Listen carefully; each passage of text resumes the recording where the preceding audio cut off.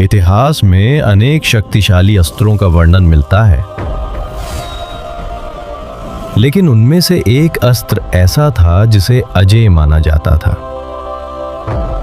एक ऐसा दिव्य चक्र जो अपने लक्ष्य को खोजकर उसका अंत कर देता था और फिर अपने स्वामी के पास वापस लौट आता था। ये था भगवान श्री कृष्ण का सुदर्शन चक्र। महाभारत, पुराणों और वैष्णव परंपरा में इसकी शक्ति के अनगिनत वर्णन मिलते हैं, लेकिन एक प्रश्न आज भी रहस्य बना हुआ है। महाभारत के बाद सुदर्शन चक्र का क्या हुआ? आखिर वो दिव्य अस्त्र आज कहाँ है? क्या वो अब भी इस पृथ्वी पर मौजूद है? क्या वो किसी अज्ञात स्थान पर छिपा हुआ है, या फिर वो भगवान श्री कृष्ण के साथ ही दिव्य लोकों में लौट गया? आज की इस वीडियो में हम इसी रहस्य की परतें खोलने की कोशिश करेंगे। तो चलिए शुरू करते हैं सुदर्शन चक्र के सबसे बड़े रहस्य की खोज।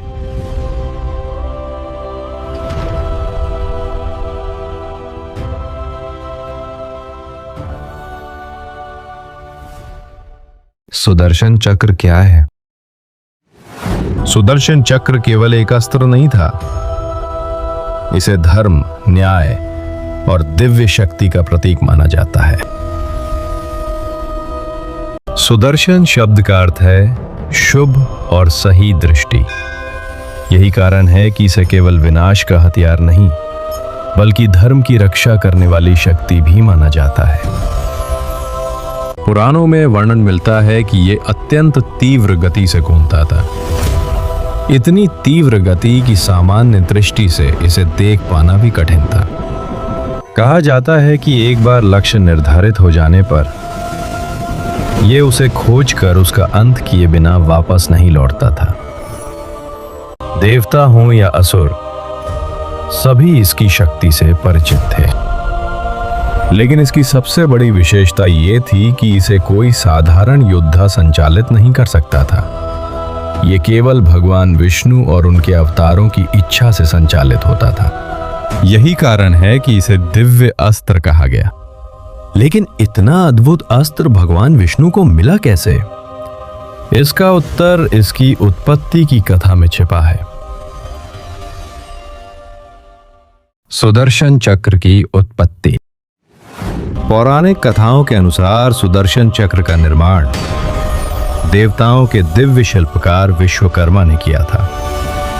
कहा जाता है कि उनकी पुत्री संज्ञा का विवाह सूर्य देव से हुआ था, लेकिन सूर्य का तेज इतना प्रचंड था कि संज्ञा लंबे समय तक उसके समीप नहीं रह पाती थी। अपनी पुत्री की समस्या को देखकर विश्वकर्मा ने सूर्य के तेज का एक अंश कम किया। कथा के अनुसार उस दिव्य तेज से निकली ऊर्जा को व्यर्थ नहीं जाने दिया गया। उसी दिव्य ऊर्जा से कई अलौकिक अस्त्रों का निर्माण हुआ, और उन्हीं में से एक था सुदर्शन चक्र। यही कारण है कि इसे साधारण धातु से बना अस्त्र नहीं, बल्कि सूर्य की दिव्य ऊर्जा से निर्मित आयुध माना जाता है। बाद में विश्वकर्मा ने यह चक्र भगवान विष्णु को समर्पित किया, क्योंकि वही सृष्टि में धर्म और संतुलन बनाए रखने वाले देवता माने जाते हैं। तब से सुदर्शन चक्र भगवान विष्णु का प्रमुख आयुध बन गया, और जब जब उन्होंने अवतार लिया, ये दिव्य चक्र भी उनके साथ जुड़ा रहा।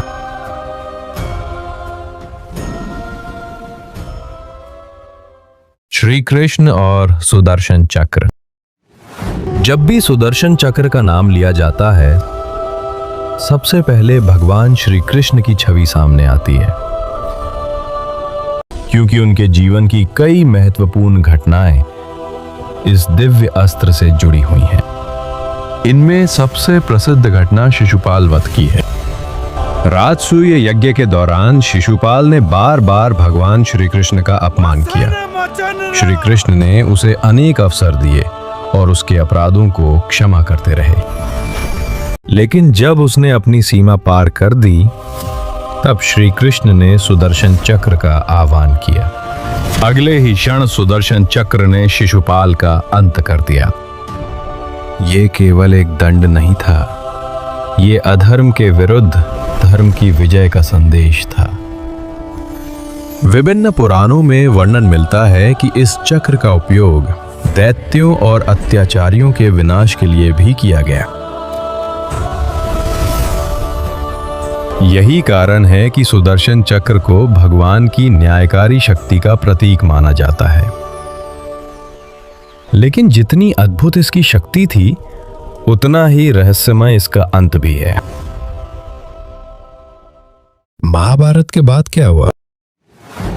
महाभारत का युद्ध समाप्त हो चुका था। पांडवों ने राज्य प्राप्त कर लिया था, लेकिन वास्तव में ये एक युग के अंत की शुरुआत थी। युद्ध के लगभग 36 वर्ष बाद यदुवंश में भीषण संघर्ष शुरू हुआ। धीरे धीरे पूरा यदुवंश विनाश की ओर बढ़ने लगा। इसके कुछ समय बाद भगवान श्री कृष्ण ने भी अपनी पृथ्वी लीला समाप्त करने का निर्णय लिया। एक वन में ध्यान मग्न अवस्था में बैठे श्री कृष्ण के चरण को एक शिकारी ने हिरन समझकर बाण चला दिया। यही वो क्षण था जब उनका अवतार पूर्ण हुआ। इसके बाद एक और रहस्यमयी घटना घटी। भव्य और समृद्ध द्वारका नगरी समुद्र में समा गई। जो नगरी कभी श्री कृष्ण का राज्य थी, वो लहरों के नीचे खो गई। लेकिन सबसे बड़ा प्रश्न अब भी बाकी था। सुदर्शन चक्र का क्या हुआ? दिलचस्प बात यह है कि श्री कृष्ण के प्रस्थान के बाद इसका कोई स्पष्ट उल्लेख नहीं मिलता। यही कारण है कि इसका रहस्य आज भी जीवित है। सुदर्शन चक्र आज कहाँ है? अब तक हमने सुदर्शन चक्र की शक्ति, उसकी उत्पत्ति और भगवान श्री कृष्ण के साथ उसके संबंध के बारे में जाना। लेकिन अब हम उस प्रश्न पर पहुंच चुके हैं जिसने हजारों वर्षों से लोगों को सोचने पर मजबूर किया है। महाभारत समाप्त हो गया, यदुवंश का अंत हो गया, द्वारका समुद्र की गहराइयों में समा गई और भगवान श्री कृष्ण भी अपनी पृथ्वी लीला पूर्ण करके दिव्य लोकों को प्रस्थान कर गए। लेकिन इन सब के बाद सुदर्शन चक्र का क्या हुआ? आखिर वो दिव्य अस्त्र कहाँ गया? दिलचस्प बात यह है कि श्री कृष्ण के पृथ्वी से प्रस्थान के बाद सुदर्शन चक्र का कोई स्पष्ट वर्णन नहीं मिलता। मानो वो अचानक इतिहास के पन्नों से गायब हो गया हो। यही कारण है कि इसके बारे में कई अलग अलग मान्यताएं और रहस्यमयी सिद्धांत प्रचलित हैं। सबसे पहली मान्यता कहती है कि सुदर्शन चक्र कोई साधारण अस्त्र नहीं था, वो स्वयं भगवान विष्णु की दिव्य शक्ति का एक भाग था। जब भगवान विष्णु ने श्री कृष्ण के रूप में अवतार लिया, तब ये उनके साथ पृथ्वी पर आया और जब अवतार का उद्देश्य पूर्ण हो गया, तब सुदर्शन चक्र भी अपने स्वामी के साथ वापस वैकुंठ लौट गया। कई विद्वान मानते हैं कि यही सबसे तर्कसंगत और पौराणिक दृष्टि से स्वीकार्य उत्तर है। लेकिन रहस्य यहीं समाप्त नहीं होता। कुछ लोक कथाएं और जनश्रुतियां एक अलग कहानी बताती हैं। उनके अनुसार सुदर्शन चक्र आज भी इस पृथ्वी पर कहीं मौजूद है। कुछ लोग मानते हैं कि द्वारका के डूबे हुए अवशेषों के साथ उसका भी कोई संबंध हो सकता है। तो कुछ का विश्वास है कि उसे किसी ऐसे गुप्त स्थान पर सुरक्षित रखा गया है जहां केवल दिव्य शक्तियां ही पहुंच सकती हैं। हालांकि इन दावों का समर्थन करने वाला कोई प्रमाण आज तक नहीं मिला है। लेकिन रहस्य की सबसे बड़ी ताकत यही होती है कि वो कल्पनाओं को जन्म देता है। और शायद इसी कारण सुदर्शन चक्र की खोज की कहानियां आज भी लोगों को आकर्षित करती हैं। लेकिन अब आते हैं उस सिद्धांत पर जिसे कई विद्वान सबसे गहरा मानते हैं। क्या होगा अगर सुदर्शन चक्र वास्तव में केवल एक अस्त्र नहीं था?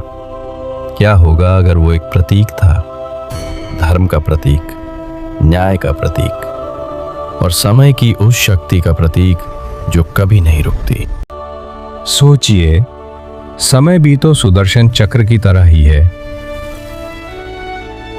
वो लगातार आगे बढ़ता रहता है, किसी के लिए नहीं रुकता और अंततः हर कर्म का परिणाम सामने लाता है। इसी कारण कुछ विद्वान मानते हैं कि सुदर्शन चक्र केवल एक हथियार नहीं, बल्कि ब्रह्मांडीय व्यवस्था और ईश्वरीय न्याय का प्रतीक था। यदि ये सिद्धांत सही है तो सुदर्शन चक्र कहीं खोया नहीं है। वो आज भी मौजूद है, हर उस क्षण में जब सत्य की विजय होती है, हर उस समय जब अन्याय का अंत होता है और हर उस पल में जब धर्म अपने मार्ग पर आगे बढ़ता है। तो आखिर इन सभी सिद्धांतों में से सत्य कौन सा है? क्या सुदर्शन चक्र वैकुंठ में है? क्या वो आज भी पृथ्वी पर कहीं छिपा हुआ है? या फिर वो एक ऐसी दिव्य शक्ति का प्रतीक है जिसे हम अब तक पूरी तरह समझ नहीं पाए हैं? शायद इसका उत्तर किसी के पास नहीं है, लेकिन यही अनसुलझा रहस्य सुदर्शन चक्र को भारतीय इतिहास और पौराणिक परंपरा के सबसे आकर्षक रहस्यों में से एक बना देता है। विज्ञान और पौराणिक दृष्टिकोण। लेकिन अब एक ऐसा प्रश्न जिसने केवल श्रद्धालुओं को ही नहीं बल्कि शोधकर्ताओं को भी सोचने पर मजबूर किया है। क्या सुदर्शन चक्र वास्तव में एक दिव्य अस्त्र था या फिर किसी अत्यंत उन्नत तकनीक का प्रतीक? पौराणिक ग्रंथ इसे भगवान विष्णु की दिव्य शक्ति बताते हैं, वहीं कुछ आधुनिक शोधकर्ता इसकी तुलना ऐसी प्रणालियों से करते हैं जो लक्ष्य का पीछा कर सकती हैं और वापस लौट सकती हैं। कुछ लोग इसे आधुनिक गाइडेड हथियारों के संदर्भ में भी देखते हैं, लेकिन ये केवल एक परिकल्पना है। आज तक ऐसा कोई वैज्ञानिक प्रमाण नहीं मिला है जो ये सिद्ध कर सके कि सुदर्शन चक्र वास्तव में कोई तकनीकी उपकरण था। यही कारण है कि इसका रहस्य आज भी अनसुलझा बना हुआ है। आज भी सुदर्शन चक्र का महत्व। भले ही आज सुदर्शन चक्र दिखाई नहीं देता, लेकिन उसका महत्व आज भी बना हुआ है। भारत के अनेक विष्णु और कृष्ण मंदिरों में सुदर्शन चक्र को विशेष सम्मान दिया जाता है। कई मंदिरों के शिखर पर स्थापित चक्र भगवान की दिव्य शक्ति और संरक्षण का प्रतीक माना जाता है। वैष्णव परंपरा में ये केवल एक अस्त्र नहीं, बल्कि धर्म की रक्षा का प्रतीक है। आध्यात्मिक दृष्टि से कई विद्वान इसे समय के चक्र और ईश्वरीय न्याय का प्रतीक मानते हैं। शायद यही कारण है कि हजारों वर्षों बाद भी इसकी महत्ता कम नहीं हुई। तो आखिर श्री कृष्ण का सुदर्शन चक्र आज कहाँ है? इस प्रश्न का स्पष्ट उत्तर आज किसी के पास नहीं है।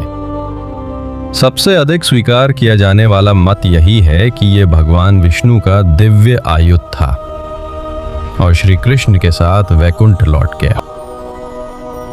लेकिन कुछ लोग मानते हैं कि यह आज भी किसी अज्ञात स्थान पर मौजूद है, जबकि कुछ विद्वान इसे धर्म, न्याय और दिव्य शक्ति का शाश्वत प्रतीक मानते हैं। शायद यही कारण है कि हजारों वर्षों बाद भी सुदर्शन चक्र केवल एक पौराणिक कथा नहीं, बल्कि भारतीय संस्कृति के सबसे बड़े रहस्यों में से एक बना हुआ है। और शायद भविष्य में भी ये रहस्य अनसुलझा ही रहेगा, क्योंकि कुछ रहस्य उत्तरों से नहीं, बल्कि जिज्ञासा और विश्वास से जीवित रहते हैं। अब आपकी क्या राय है? क्या सुदर्शन चक्र वैकुंठ में है? क्या वो पृथ्वी पर किसी गुप्त स्थान पर छिपा हुआ है? या फिर वो केवल धर्म और दिव्य शक्ति का प्रतीक है? अपनी राय कमेंट में जरूर बताइए। अगर आपको ये वीडियो पसंद आई हो तो वीडियो को लाइक करें, चैनल को सब्सक्राइब करें और बेल आइकन दबाना ना भूलें। फिर मिलेंगे एक और प्राचीन रहस्य के साथ। जय श्री कृष्ण।